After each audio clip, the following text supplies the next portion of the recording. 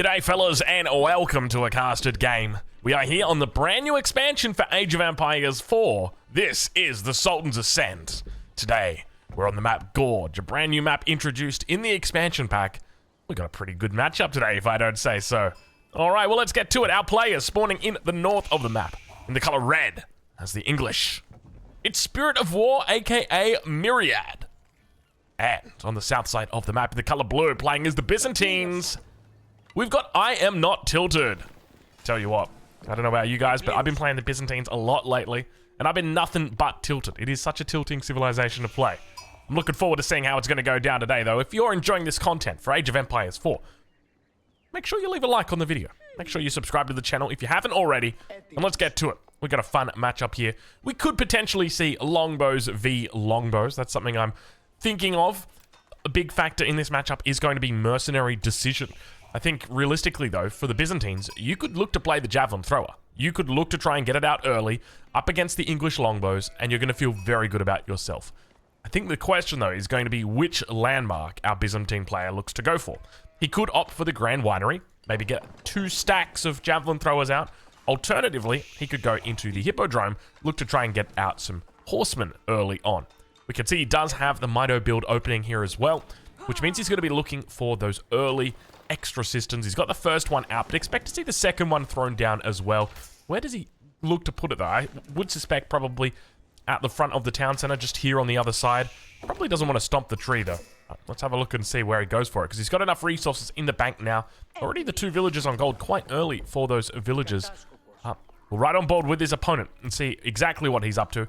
Nice simple opening here. It looks like we've got the 9-2 build order, or opening for Spirit of War, aka Myriad here, which is the fastest way that you can age up with the English. So he should be looking at about a 2-minute and 10 age up here, 2-minute 15, somewhere around that region. You can see the gold about to be dropped off here, the last little bit of it, and he should be good to clear.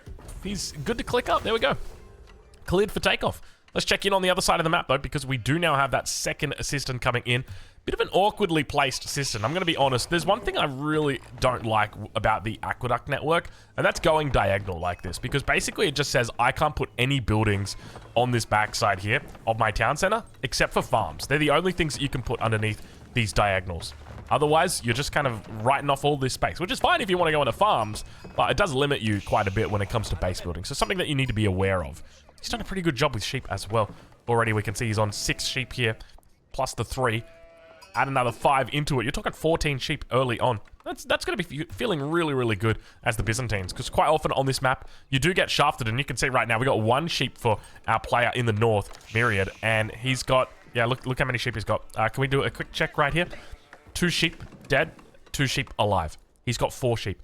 And I think that this is one of the problems. I pointed this out before with the devs a couple of times with sheep. On this map in particular, it can be terrible. And you can have players that literally scout the exact same, same route, and one of them ends up with no sheep, and the other one ends up with all the sheep. And when I say the same route, I don't mean the exact same parts of the map. What I mean is that they explore in the exact same, the same way, respective to their base. So you can see here, you've kind of got that exact same pathway here, where it's, I don't even know how you describe this, but if you look at it over on the other side, it's pretty much the exact same thing. And it's kind of wild just how unforgiving that can be. But I guess, fortunately, if you're playing the English, you're going to notice it a little bit less, because you're going to have those farms out earlier. So that's one thing to note. We do already begin to see our opening here. It's going to be the barracks coming down here for Spirit of War. Has he spotted out the landmark of his opponent? It doesn't look like it just yet, but just going to be throwing down that barracks blindly. This is where I think opening archers against the English can definitely make quite a bit of work. But with that Imperial Hippodrome coming out, you can expect that barracks will get some pretty decent use early on in this game. The one thing that's going to be a problem here for Spirit of War is just there are no sheep. There are literally no sheep. He's on his last 2 sheep underneath the town center here. He's got 2 sheep behind him. He's going to need to transition to farms a lot earlier than he would have liked to. And because of that, it's going to really hurt him. All right, longbows out. Hippodrome. It's down here, ready to start producing. He could look to go for horsemen early on in this game. And indeed he will. He's already got that level 3 cistern coming through. He's got a nice little position on the back here. I do like the way that he's going quite passive with the cisterns as well, pushing them away from the front of the base, because that is something that's quite common for players to do, to look to bring those cisterns up towards the resources at the front. but we do not see it here. Scout's going to spot out that longbow. Going to be forcing it back for the moment. I think he did indeed bring a couple sheep back, and you can see the villagers ran out towards it. This is one of those things where you kind of get ruined a little bit by the map, unfortunately, for Spirit of War. Compare that to his opponent, and I mean, just look at this. It's a field day underneath the town center, and you know, sometimes you get lucky and you go the right way, and there's plenty of sheep on your pathway, and sometimes you get unlucky and there's no sheep on your way. How do you guys feel about that? Is that something? How do you guys feel about that? I was thinking about it the other day. I was like, you know what would kind of make sense is if your sheep, maybe if there was a few more sheep that spawned around your TC and a few less sheep that spawned out in the middle of the map, just to try and limit the RNG. But have a look at this. Horseman coming out early on. He's going to pop that Triumph ability. Another 45 seconds on that one. He's looking just to try and take down the spear. We'll be able to overwhelm the English early on in this game. Keep in mind, he still does have the food under the TC, so everything at the moment is looking okay for him. But slowly and steadily, the Byzantine player is beginning to overwhelm it. We now start to see archers going to get thrown in here. He's yet to take the berries early on. Not at all focused on mercenaries. And I think that's another part of the Byzantines that kind of disheartens me as well. It's like there's this big mercenary theme, and yet it doesn't really feel like it's the optimal thing to do. It definitely feels like mercenaries, you should kind of put them towards the side until you've at least got a nice little opening. And that's exactly what we begin to see right here for I Am Not Tilted. He's doing a wonderful job, able to clean up those villages, and you can see just how much damage the horsemen are able to take, but he still manages to keep them both alive. 9 health on each of these, or 9 health on the first one, 29 health on the other one. They will manage to make it away for now, and keep in mind they do have the option of healing up a little bit later. It's going to take a while to get the tickets for it. If you get a ticket every 10 seconds? How does it work out? No, it adds a ticket probably, every 30 seconds, judging by this. Every 30 seconds, and the ticket gives you 6, is it 6 healing? It gives you 3 healing, I think it is. It's gonna take a while for you to be able to heal up to full on this horseman, but ideally you want to try and keep it alive. It'll get picked off otherwise, so you probably want to pull that one back, but I'm Not Tilted now, starting to build up a pretty decent little force here. Keep an eye on that macro. That's going to be the important part for me. He's got 4 villages on gold at the moment, a very far forward gold vein. You know, it feels far forward, but I think it's only because he's built everything. Look at this beautiful base building. You know, we've talked about beautiful Byzantine base building before. How's that for fire? How's that for bees? How's that for alliteration? But this one in particular is quite striking because everything is in line with the town center. It's like he's told himself, I don't want to go past this line. We can actually shift click all of these buildings. You can see he doesn't want to build past this line, with the exception of this up here. Anyway, it's a cool little way to build the base, but he will run out of space soon, and you can see now the transition over to berries at this stage will mean that mercenaries can come online shortly. Wheelbarrow going to come through as well. Has he switched over the system? Not yet. It's still on conscriptio, but I guess he's got the archery range here, and that could be the consequence of going for something like this. You can see the archery range just placed in a position a little bit on the other side. If it was over here, he would be able to stack it up. And now, speaking of stacking it up, having a look at this, we've got big English bushes beginning to come out now, forcing his opponent off gold.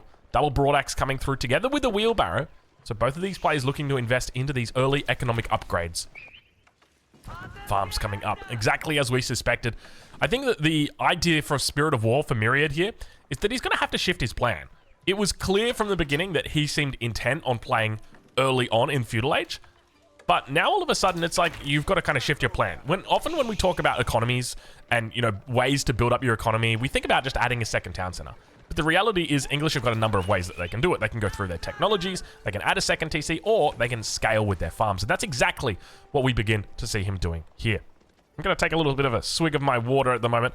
I'm noticing a bit of rasp on my voice, so I do apologize. I have been sick for the last week or so, but I've been doing a pretty decent job of keeping it under wraps, I would say. But it's starting to catch up with me at the moment, so just give me a second here. All right, we're good. Hopefully I didn't ASMR you guys too much with that. But I tell you what, you wet the whistle a little bit and you're feeling very good about yourself. Speaking of feeling good about yourself, have a look at the numbers down here. He's done a really good job of just separating Spirit of War's army. You've got one set of infantry here, and then the second set that's moving out. Is he looking to go? He's looking to go before it can come and reunite.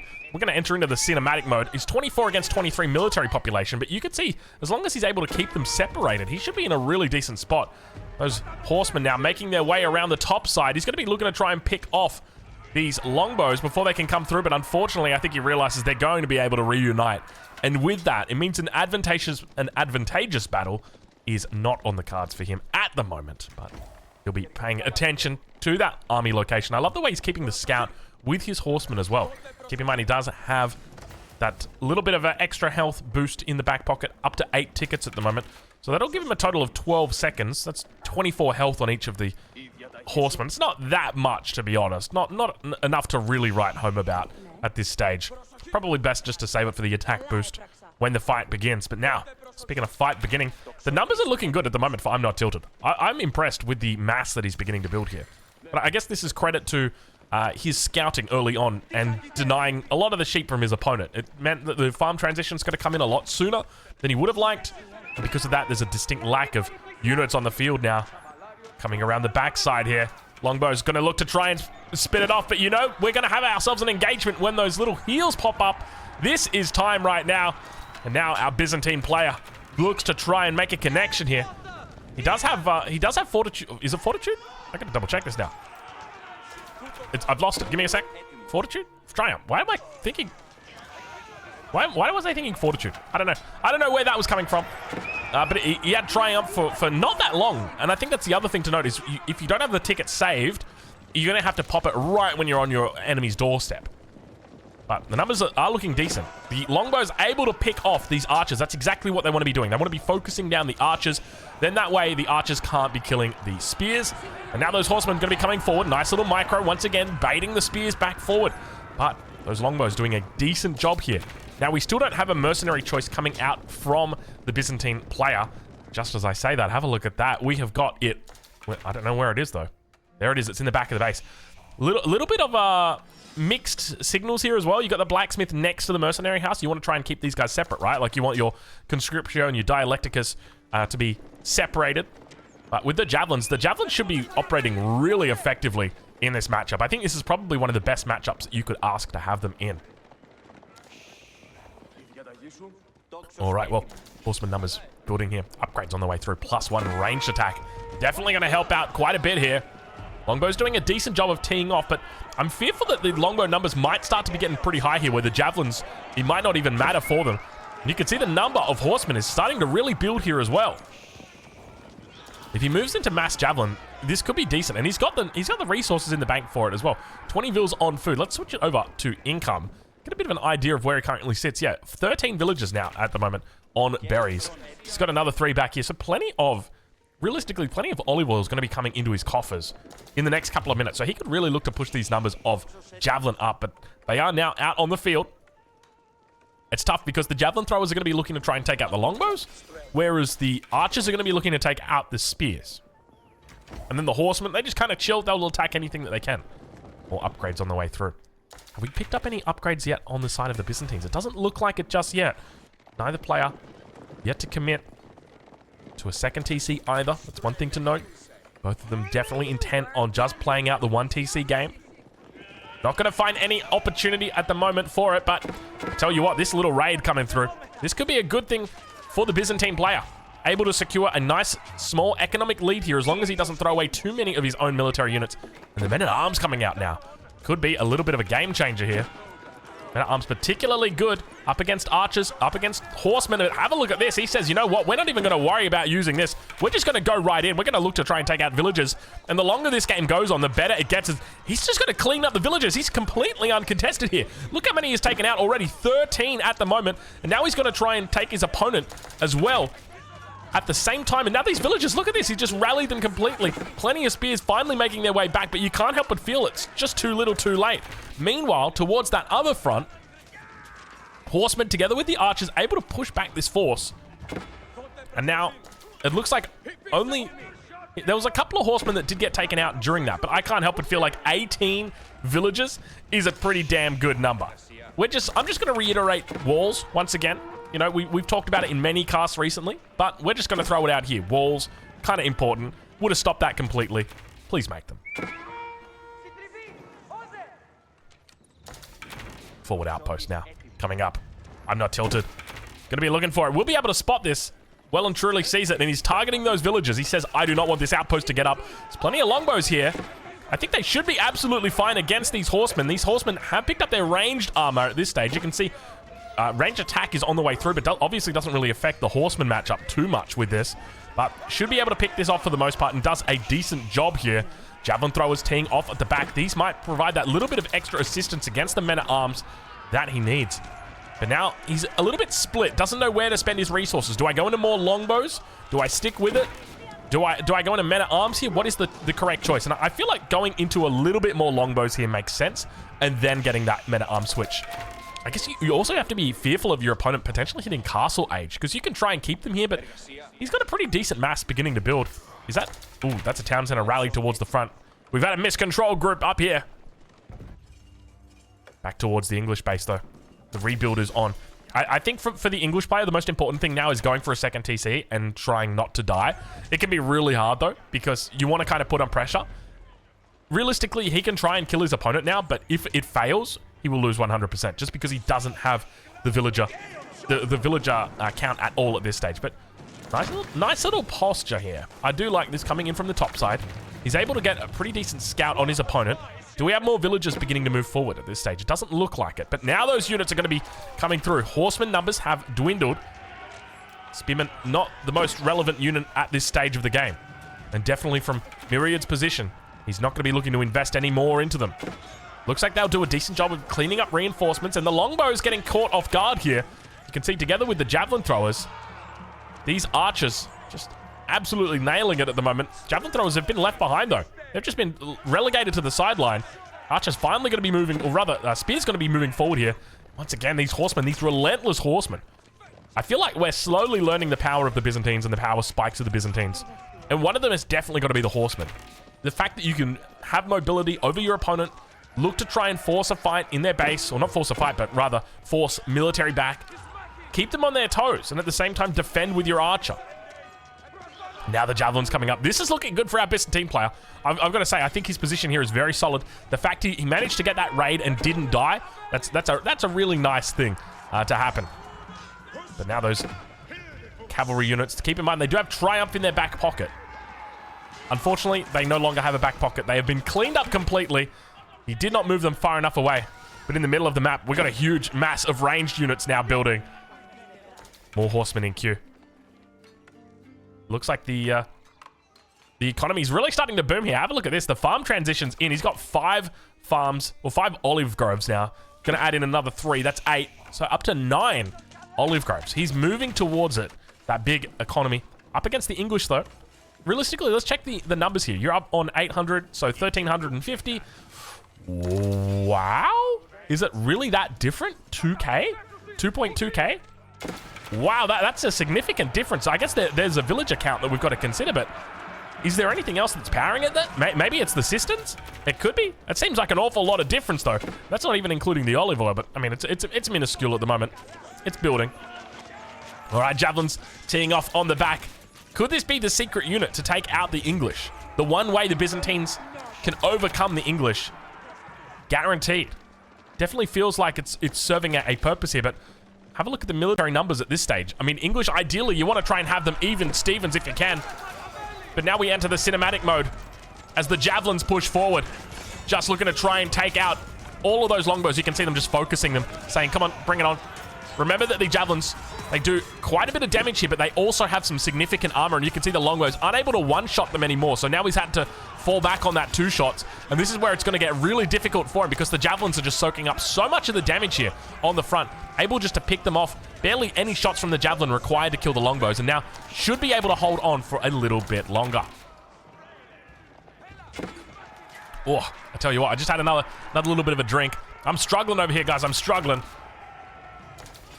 Trying to keep it together. I tell you what, whoa. I might have to go have a little bit of a rest after this one. It is, it's getting tough out here, but at this stage, look at the gold that's come through.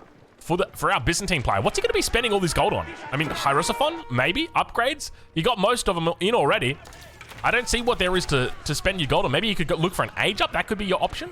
Has he still got Vils on gold? Only the 3. Okay, all right. I respect it. All right. Men-at-arm numbers still quite low here. And I think men-at-arms are probably the key that you'd love to see in this matchup to be able to take this battle and really force it back.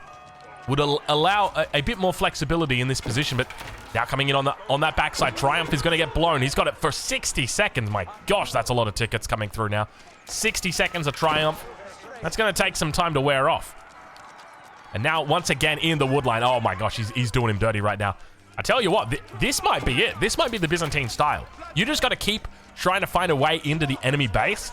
Keep looking for raids. Heal up with Triumph wherever you can.